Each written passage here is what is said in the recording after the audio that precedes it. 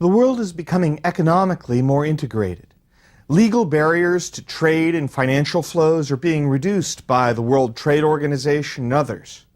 Communication and information flows are getting easier and cheaper, so work can be segmented all around the world and in that process coordinated as part of global production. The costs of transporting economic output are falling. Not just the costs of shipping physical output by plane or truck or boat, although those are falling, but also the costs of shipping output of services over phone lines and the internet. The buzzword that sums up this process is globalization. And even citizens of the United States, the largest economy in the world, can't afford to ignore the rest of the world. Or, as I sometimes think, the world as a whole has more than 6 billion people in it. The US has 300 million. It's kind of interesting to know what the rest of humanity is up to. When we're reviewing the global economic scene, it's useful to begin by looking at GDP and population for the world, and then for major groups of countries around the world. A standard breakdown is first to separate out the high-income economies, the largest of which are the United States, countries of the European Union, and Japan. Then once we've done that, divide the world into regions. The regions are East Asia and the Pacific, Eastern Europe and Central Asia, Latin America and the Caribbean, the Middle East and North Africa, South Asia, and Sub-Saharan Africa. And so my goal here is to give you an overview, a rapid tour, if you will, of the world economy. When we look at the world economy as a whole, world GDP is about $32 trillion in 2002. World population in that year was 6.2 billion people. So you divide those two, per capita GDP for the world as a whole is approximately $5,200. Let's think first of all about the high-income countries of the world. That would include, again, the United States, Western Europe, Japan, Canada, Australia, New Zealand. It also includes Israel and Singapore and a few of the richer, small, oil exporting sheikdoms in the Middle East. Combined, these countries have about 16% of world population, but they produce 80% of world GDP. If you look at the countries of this region sort of loosely, since it's all over the world, per capita GDP is roughly $27,000 a person. Now, each of these economies faces various issues and problems, and we've talked about many of them in these lectures, including unemployment rates, budget deficits, how to pay for an aging population, and other issues. However, this group of countries as a whole also seems to keep racking up growth rates, average growth rates of 2 and 3% per year, over and over and over. These countries, most of them, have enormous fundamental strengths. They have well-educated workforces and good human capital. They have strong rates of investment in physical capital. They are good at developing and using technology. They have really good functional market institutions. Since I've talked a lot about the US and a lot of these issues, I'm just going to leave that region, the high-income countries, at that. And let's look around the rest of the world. The largest economies in the East Asia and Pacific region include China and the countries sometimes called the East Asian Tigers, and those would include Indonesia, South Korea, and Thailand.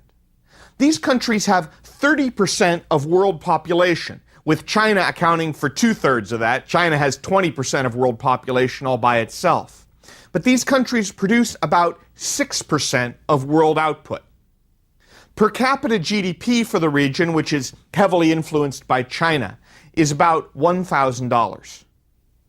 Notice that this is something like 1/25th or 1/27th the per capita GDP of the high-income countries. Nonetheless, this region is the world's major economic success story of the last few decades. Real GDP growth in this region averaged 7.3% per year from 1990 to 2002. And remember, this period includes the deep financial crash and the extraordinary recession that were experienced by many countries of East Asia in 1997 and 1998. How have they managed to grow so fast? Well, it's a combination of good fundamentals.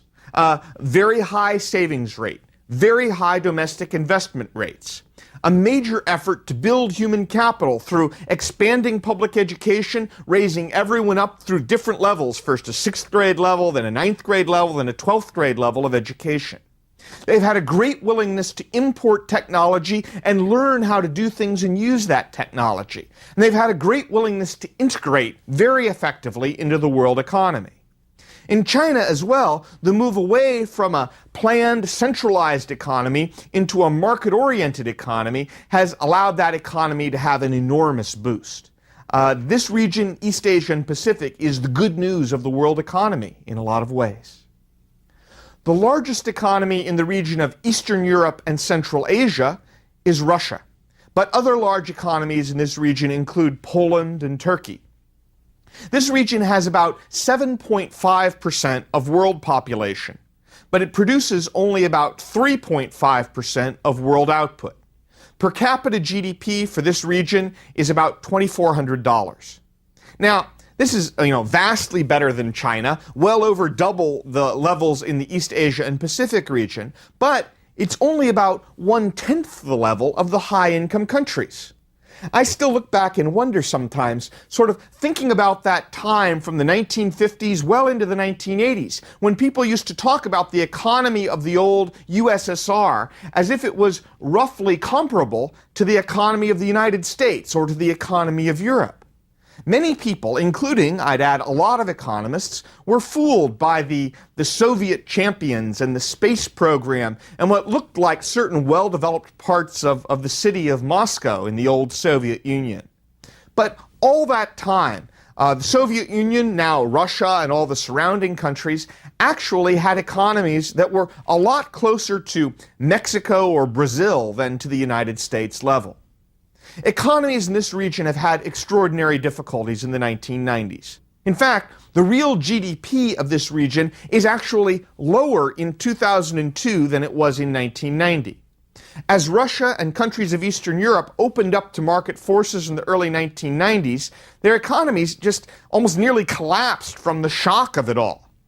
But by the early 2000s, Russia and other economies in the region have begun to grow at a more reasonable and robust pace. It seems that getting rid of decades of antiquated practices and built-in subsidies and dysfunctional legal institutions is extraordinarily painful for an economy. But that transition, as we enter the 21st century, is largely over. Getting a functioning government in these countries with regular taxes and regular laws was very hard. But now it's largely in place. These countries do have some real advantages. They typically have well-educated populations by world standards, and they typically have pretty good ties to the wealthy economies of Europe. So the growth prospects for this region of Russia and the surrounding countries are surely better now that they have made the change over to being more market-oriented economies. Our next region is Latin America and the Caribbean region. And the biggest economies in this region would be Brazil, Mexico, and Argentina. This region has 9% of world population and produces only 5% of world GDP. The per capita GDP for the region is about $3,200. Now again, for those of us who still sometimes fall back into thinking about the US versus the old Soviet Union, it's really striking that this region has more people, a larger economy, and higher per capita GDP than does Russia and the countries that used to be part of the USSR. In the 1970s and 1980s, these countries of Latin America and the Caribbean had some extraordinary problems. They had enormous government debts and suffered through a number of financial crashes.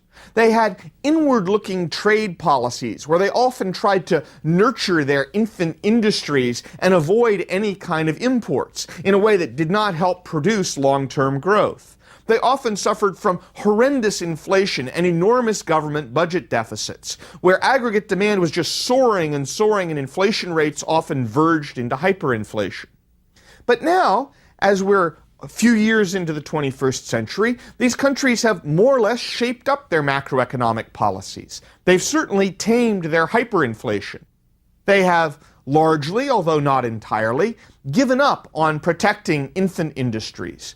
They've reduced price controls. In many cases, they've sold off part of what were government-owned firms. Their economic performance has picked up, but it's fair to say that the pickup so far has really only been moderate, not as much as people had hoped for.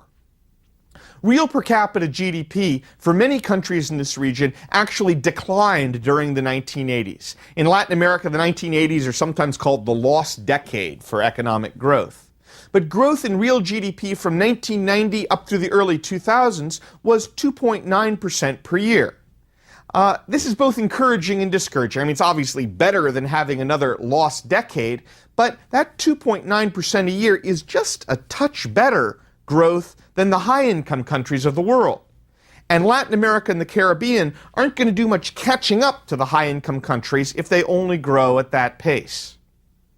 My suspicion is that the countries of Latin America really need to deal with some enormous inequalities that they face in education levels, in healthcare, and in how these enormous inequalities create a breeding ground for populism and for corruption in a way that doesn't work well with good economic policy.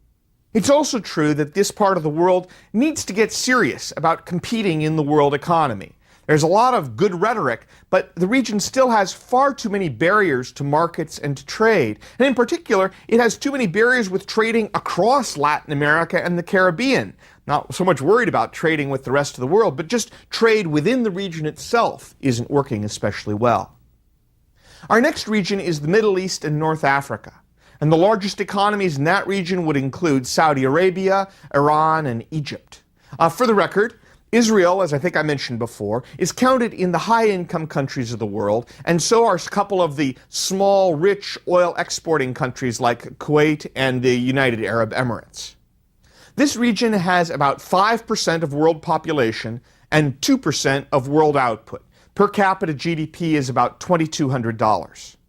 Now, given the geopolitical importance of this region, and especially the constant discussion of oil, I think it always comes as a bit of a shock that in economic terms, this region just isn't very big. If it wasn't for oil, it would barely play a role in the world economy at all. And so I think that as we look at that region, we think about what role it plays in the world economy, we sort of need to think about whether it's likely to be catching up. Real GDP in this region grew at 3.2% per year from 1990 up through the early 2000s, and that's a little better than the high-income countries. But the long-term economic prospects for this region are only so-so at best. Human capital investment in the Middle East region has historically been low. It's not a well-educated region, especially for women. Other than the oil industry, investment in physical capital has also been very low. Market institutions, like the financial and legal underpinnings of a market economy, are not well developed. Political freedom is limited. Rates of population growth have been high. In the early decades of the 21st century, the Middle East region is going to experience a very large infusion of young workers with low levels of education. And it is not at all clear how these workers are going to be absorbed.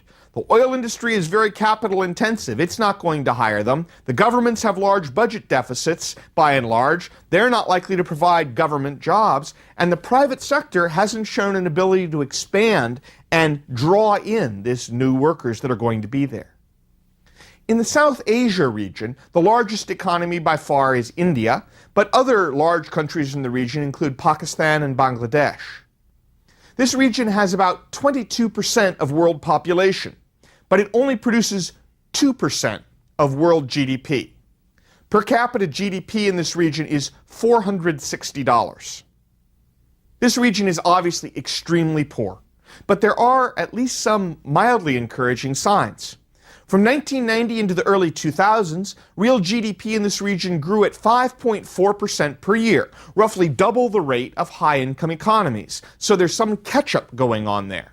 In particular, India seems to be reducing what used to be an extremely heavy level of regulation in its economy and moving more toward market incentives and more toward an orientation in the world economy. You hear a lot now about India as a new center for offshore or outsourced production. Now, frankly, as of the mid-2000s, this talk is a little bit overdone. It sometimes sounds as if India is already on the verge of being a major global economic power, and it is considerably premature to think that. But still, there is some real strength in certain parts of India's economy, especially in trade and services. In the region of sub-Saharan Africa, the largest economy by far is South Africa. The most populous country is Nigeria. There are a total of 48 countries in this region of sub-Saharan Africa. If you look at sub-Saharan Africa as a whole, it has 11% of the world's population, but it produces only 1% of world GDP. Per capita GDP is roughly $460 for the region, roughly the same as the South Asia region. Although Africa's economic picture is just gloomy, there are some intriguing signs. Levels of education and measures of health in Africa have improved substantially in recent decades. Since about 1960, for example, the rate of mortality for children under the age of 5 has fallen by more than half in Africa. In 1960, maybe 1 or 2% of the population attended secondary school in Africa. Now in many countries it's 30% or 40%. So, there is some sign of progress there. But the rate of GDP growth from 1990 up to the early 2000s in Africa is basically about the same as for the high-income countries. Africa hasn't been catching up at all in the last decade or so, but at least it's not falling further behind as it was in the 1980s. I guess the hope for Africa would be that perhaps South Africa might have a strong enough economy to help stimulate some growth in the rest of the continent. But many people in Africa continue to eke out a subsistence living in countries that are ill-governed at best and in turmoil and civil war at worst. That takes us all the way around the world, but I want to spend just a minute talking about the specific situation of China and India, the two countries in the world with the largest populations. China had about 1.3 billion people in 2002. India had over 1 billion people. So these two countries together, China and India, together have about 37% of the world population. Now, both countries are still very poor. China has a per capita GDP of about $1,000. India is about half that. But both countries have also experienced some relatively robust growth in the last couple of decades. China's real GDP has been growing at about 10% per year for the quarter century after 1980. India's real GDP, while not that fast, has grown at almost 6% per year for the quarter century after 1980. Remember the power of rapid growth rates. At a 10% annual rate of growth, China's economy increased by a multiple of almost 11 in just those 25 years. At a 6% rate of growth, India's economy will more than quadruple in just 25 years. The single biggest change for the very poorest people in the world in the last few decades is the explosive growth of China and India. The growth in those countries has lifted more people out of the lowest subsistence poverty levels faster than any other event in human history. Moreover, it's interesting that they're doing it a little bit differently. China has really focused on manufacturing and has a sort of an undemocratic political system which is letting the manufacturing sector, in a way, kind of run wild. India has focused more on the service sector within a democratic political system that's kind of reforming itself toward a greater market orientation. Given those differences, I wouldn't be stunned if in a few decades India's economic future was actually somewhat brighter than China's. From a global perspective, over the next few decades, what really matters is economic growth. In particular, can long-run economic growth be sustained in the high-income countries? Can growth take off in the lower-income countries and help them close the gap? Let's think about what are the key barriers that might prevent this from happening, that might discourage growth from happening. And of course, Now, this wouldn't be an economics lecture or an economics course if we didn't at least think about some gloomy sentiments. For example, will misguided government economic policies cause economic turmoil? Well, mistakes will be made sometimes, of course, but there seems no particular reason in the next few decades to expect an outbreak of terrible economic policy all over the globe. Indeed, an optimist might go further and say that maybe the world has actually learned something from the experience of the old Soviet Union and the old communist China. The world has actually learned something about the value of market forces.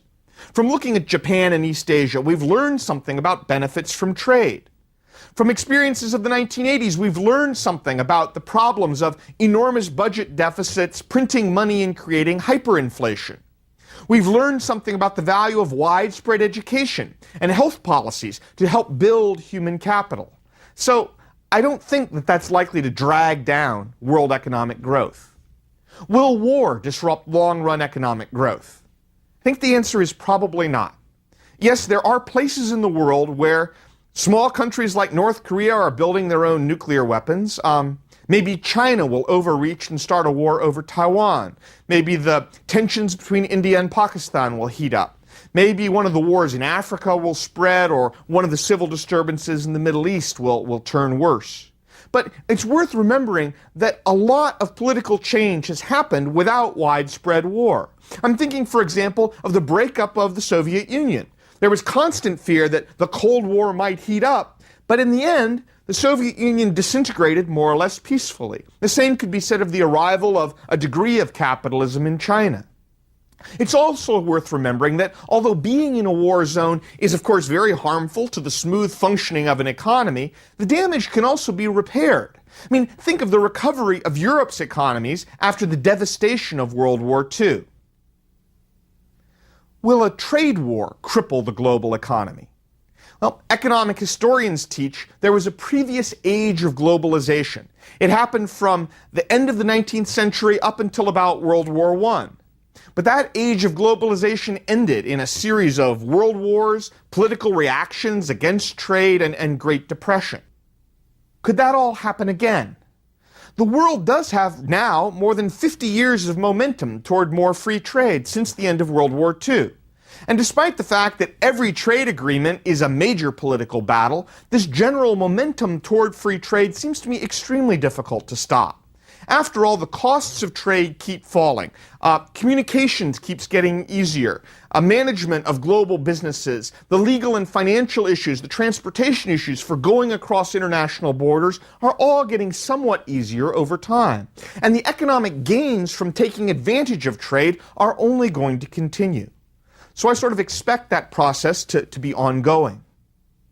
Will an energy shortage stop long-run growth? Well, over the next 30 to 40 years, prices of current energy sources like oil and natural gas may well rise. But there's little reason, looking at the projections that are out there, to expect an outright shortfall where there just won't be energy available. I'd say that beyond that 40-year window, it gets a lot harder to say for a variety of reasons. At the very long term, the hope is that emerging technology may uncover new energy sources to exploit, or more efficient ways to make use of resources, or substitutes for energy in one way or another. It's worth noting that a lot of the economic gains of recent years, like information and computer technology, are not heavily dependent on extremely heavy energy use. I mean, they require some electricity, but they're not like heavy industry in that way. So I don't think an energy crunch is going to derail the world economy, at least for a few decades. Will an environmental crisis stop long-run growth?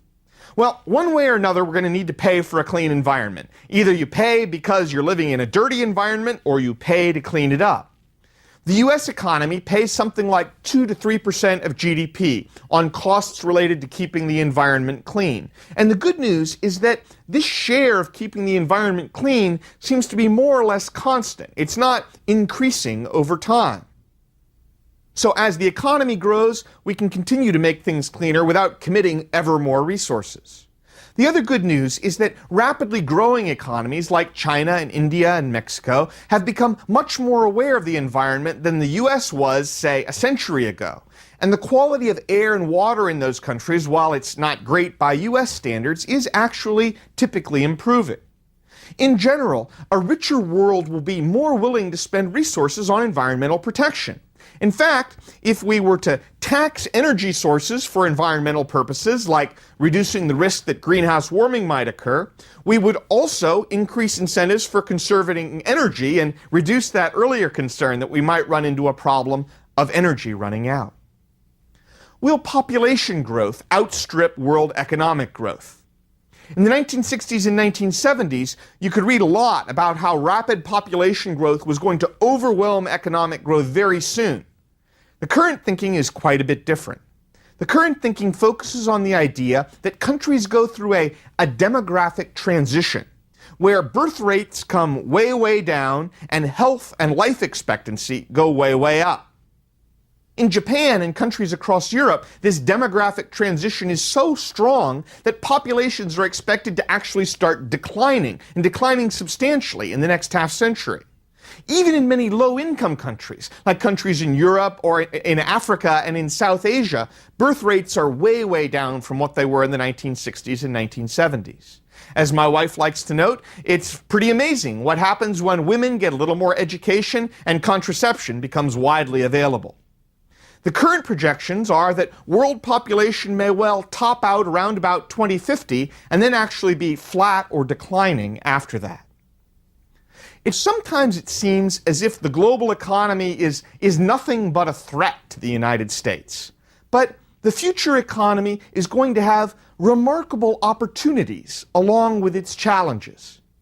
Sometimes when you listen to politics in the United States, it's like everything is threatening. All trade is potentially threatening. It's threatening if it's trade with a high-wage country like Japan or Germany. It's threatening if it's low-wage trade with a low-wage country like China or India. International trade is certainly a force for disruption, but it's also a spur for economic growth. At the end of the day, I think here's one of the fundamental questions people need to ask. Would you prefer to live in a world where the U.S. economy grows at 3% per year and the rest of the world grows at an average of 5% per year?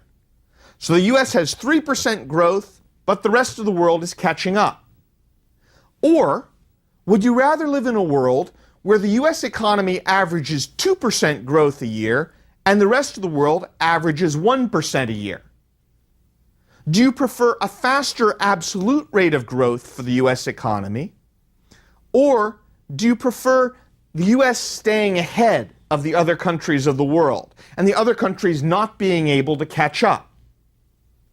To a large extent, a lot of issues of globalization are questions about whether the U.S. is going to grow along with the rest of the world, or whether the rest of the world is going to be somehow held back while the U.S. tries to maintain a certain edge.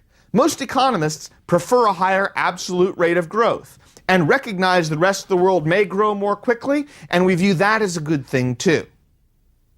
Ultimately, each nation has control over its own economic growth, as determined by its own policies.